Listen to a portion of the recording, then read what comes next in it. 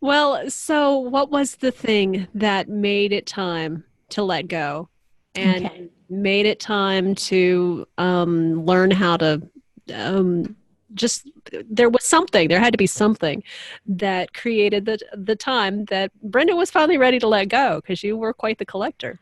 I was, and and so a lot of realization came to me over that 31 days. And to back up just a little bit, while I was in Utah, I did go through a divorce out there after 24 years, and I didn't. Well, we ended up selling the house, but I went to a large home. I had two daughters. I had all that stuff from all those years. Yep.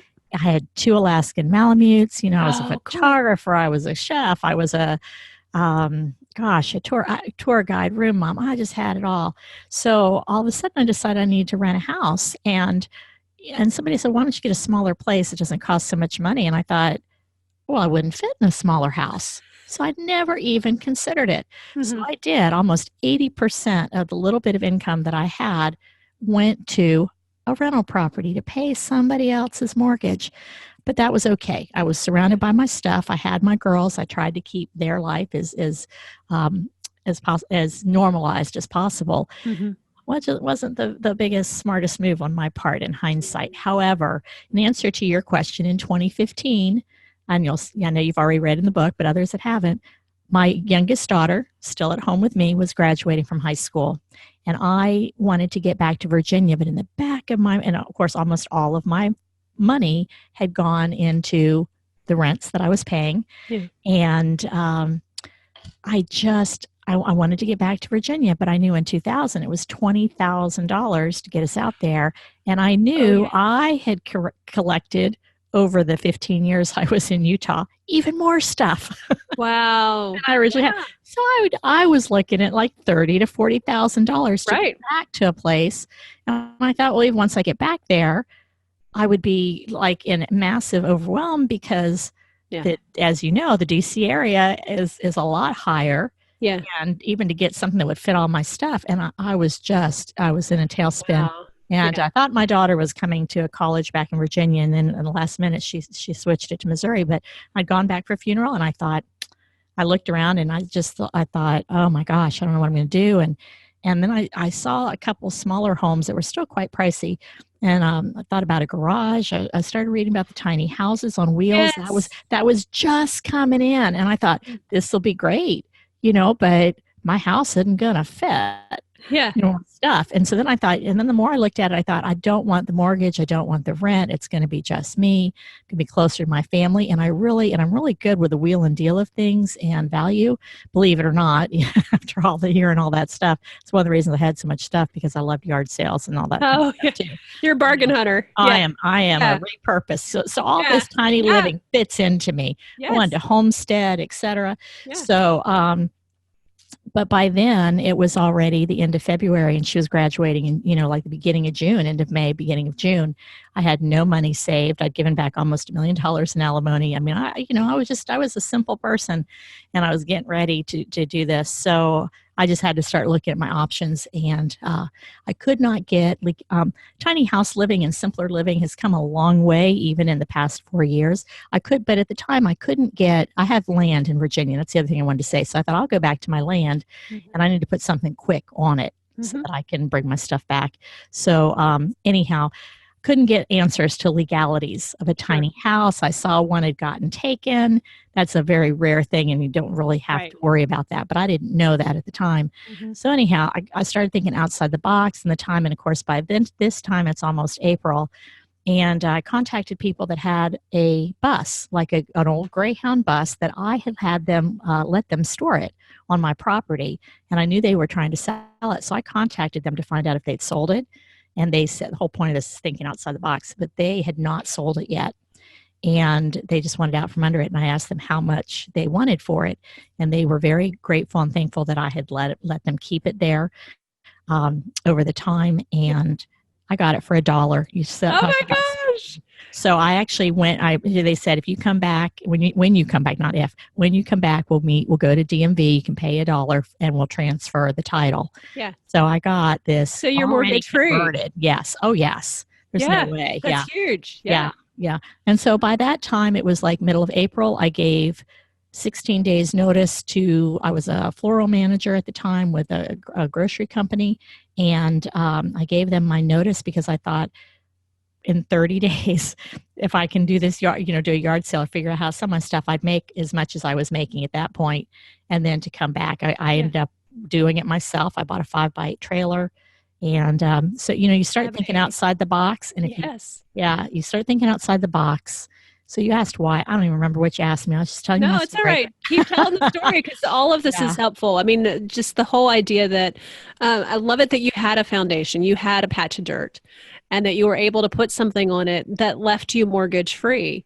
Yes. I don't know who can buy a house for $1, but you've done it. And I think that's a huge blessing. Right. And, yes. That's huge. Okay. So you're expecting 30 grand to get back across the country, but you've already you've thought outside the box. You've got a trailer, a 5x8 trailer. Yeah, Wells cargo trailer. I went and bought one brand new because, it was going to have all my life possessions. Better not leak.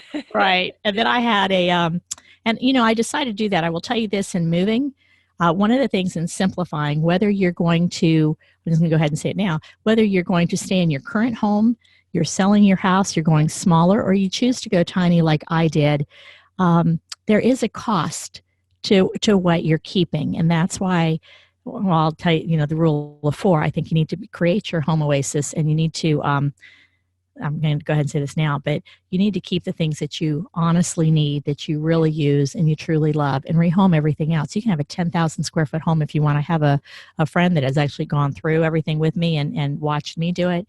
And she was in an 8,000 square foot home, and she went to a 4,000 square foot home. Yes. And, that's a 50%. And she has simplified her life. Yeah, exactly. That's great. She is and to her, that's a simplification. Yeah. So it's about creating your own personal oasis. Mm-hmm. So in order to do that, and also the simplicity for me was the freedom of the debt, simplicity of the usage of money. So, I was still, even if I downsized, I was still having to look at getting things from A to B, from the west to the east. And I looked at how to do that. I looked at the iPods, and there's many other brands. But then I was looking at, they would bring it out and put it at the prep place for a fee, and you could load it yourself, and then they for fee will take it according to the mileage to wherever you want to go. Well, where I was going, they would not just bring it and leave it. And then, then you get into rent. So it's like a portable storage unit. Yeah. Nothing wrong with that. Mm-hmm. I was looking at a minimum. The cheapest way I could find to go cross country was $3,500. Wow. So I ended up purchasing a brand new Wells Cargo, and I got an extra tire because it's like real tires type things on it. Mm-hmm. Anyhow, so I spent about $2,100. Title, own it.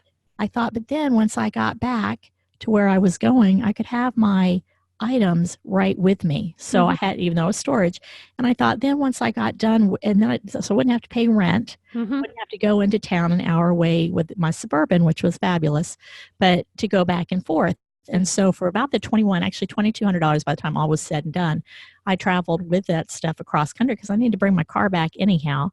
And so I brought my items with me in that, and then I could park it. And I thought once I get it emptied, I would at least possibly be able to turn around and sell it.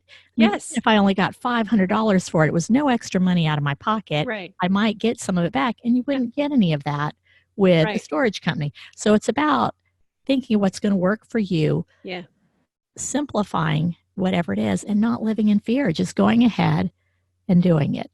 And just realizing that even though there are these resources out there, there's probably still another way to do it. So that's where our creativity and adaptability comes in because, there's the $30,000 way to move across the country. There's the pod way, which is $3,500 maybe. Minimal, and then, but you know what? That's not the only two options. And I love that that's what you kept looking until you found something that suited your situation. Right. And that creativity is really foundational to the whole tiny house movement because that's what started this thing in the beginning, Exactly. And so I love that that's that you're sharing that part of your journey as well. So we're always talking about intentional living, purpose, and contentment. It's so much fun. I put together these conversations in an online virtual summit. You can see the rest of this conversation and a whole bunch more at simplifymy.life. By the way, it's all free. That's really cool, right? Click the Learn More button when you get there, and that will show you the dates. Mark your calendar, register to save your seat, and I will see you at the summit. Don't miss a thing. This information is so exciting, and I'm so passionate about this topic because what it does is it takes us out of overwhelm into clarity and contentment and confidence, and that's really exciting for me, and that's what I want for you. So thanks for listening. I really appreciate it. Go check out simplifymy.life now and register. See you at the summit. Thanks for watching. I really appreciate it.